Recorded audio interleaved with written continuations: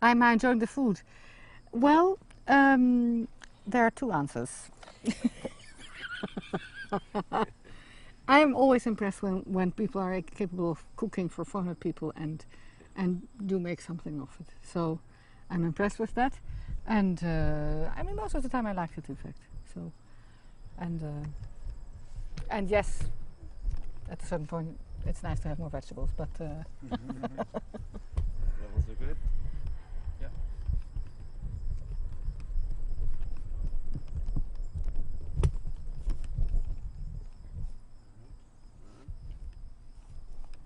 Okay, let's begin with you introducing yourself.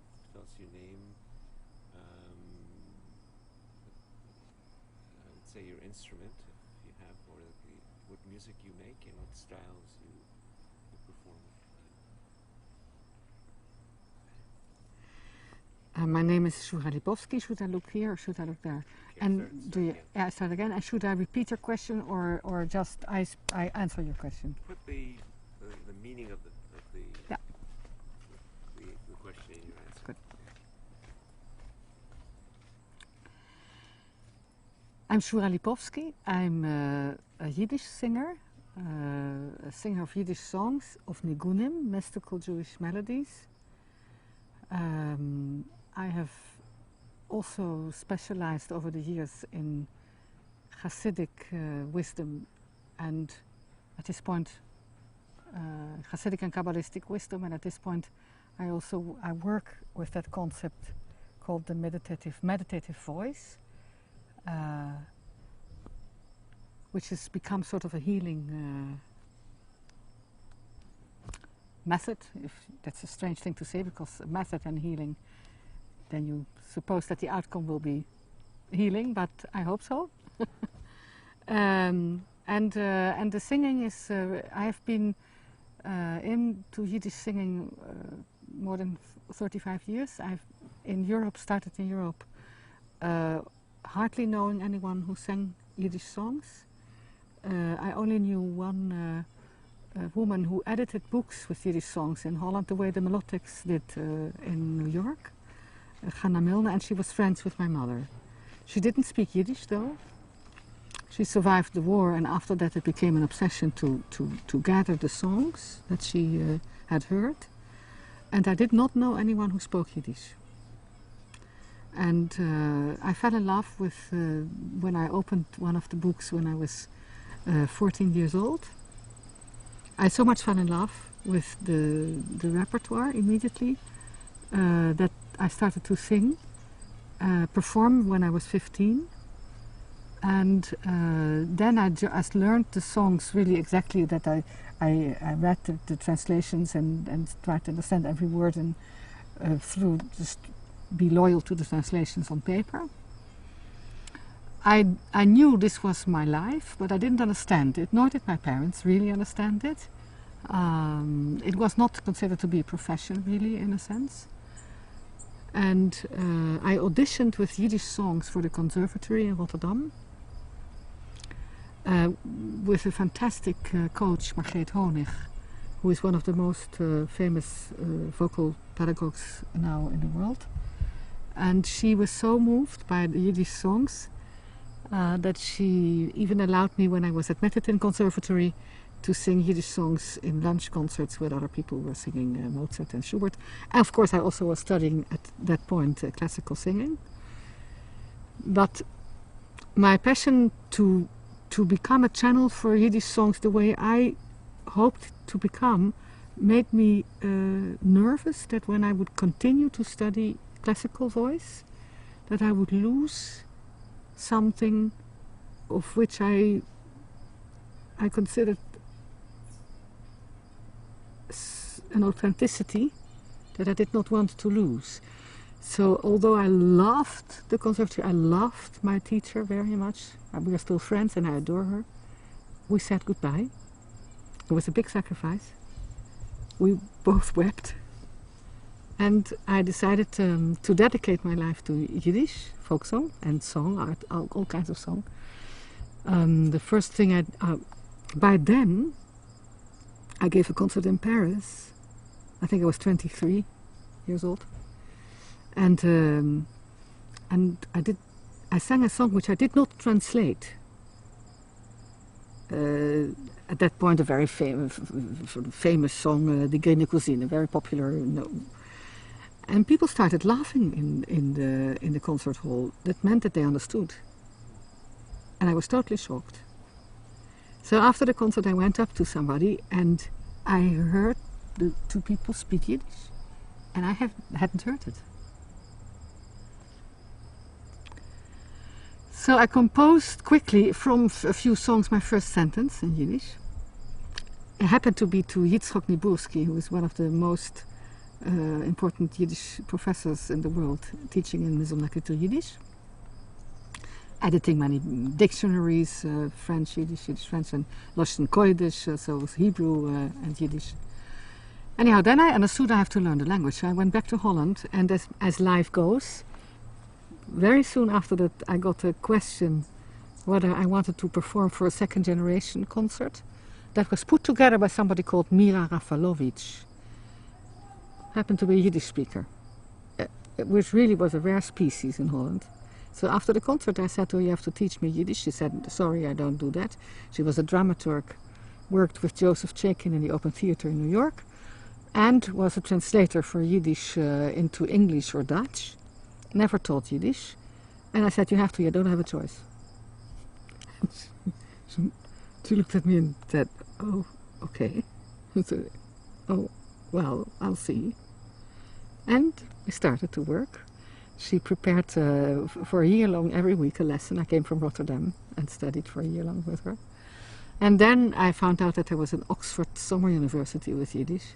David Katz was at that point teaching there. He was a fantastic teacher, totally crazy and expressive.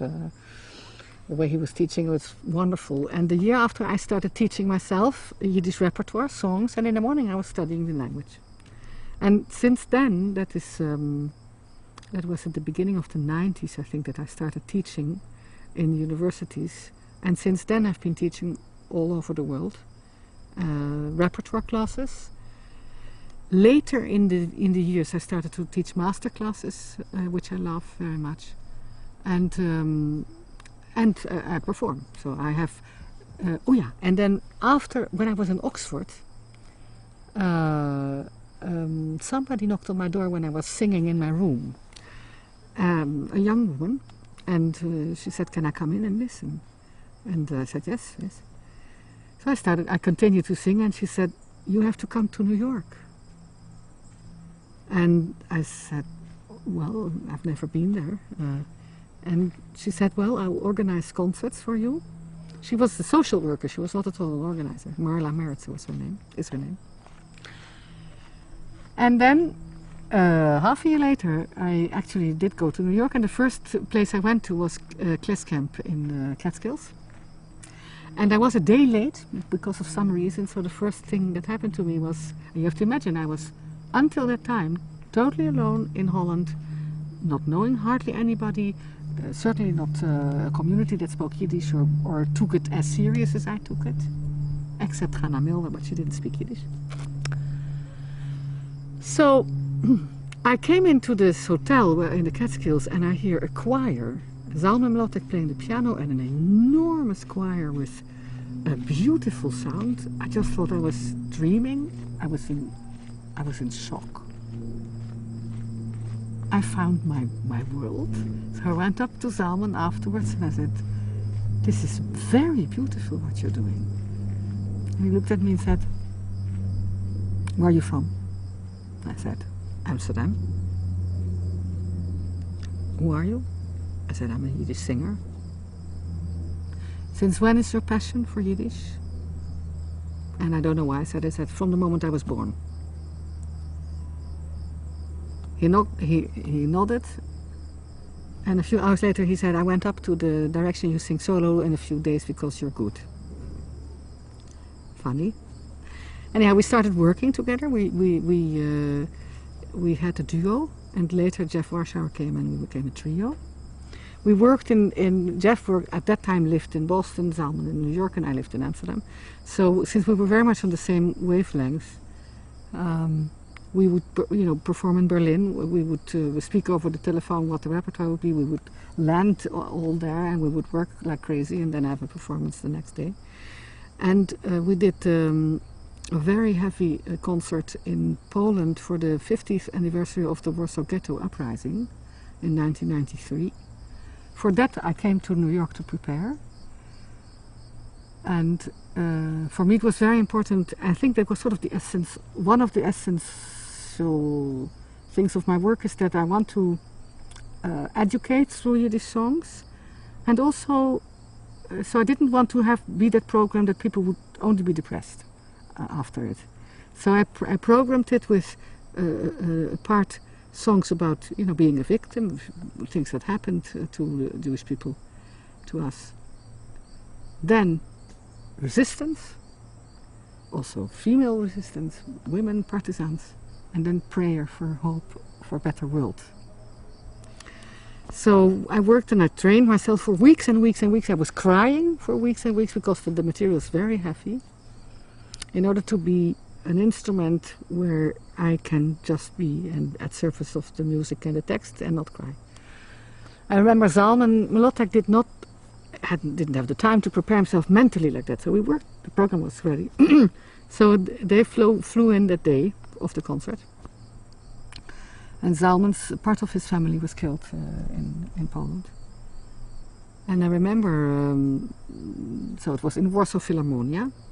The whole hall was packed with people, most Polish people, also children that just had done the March of the Living.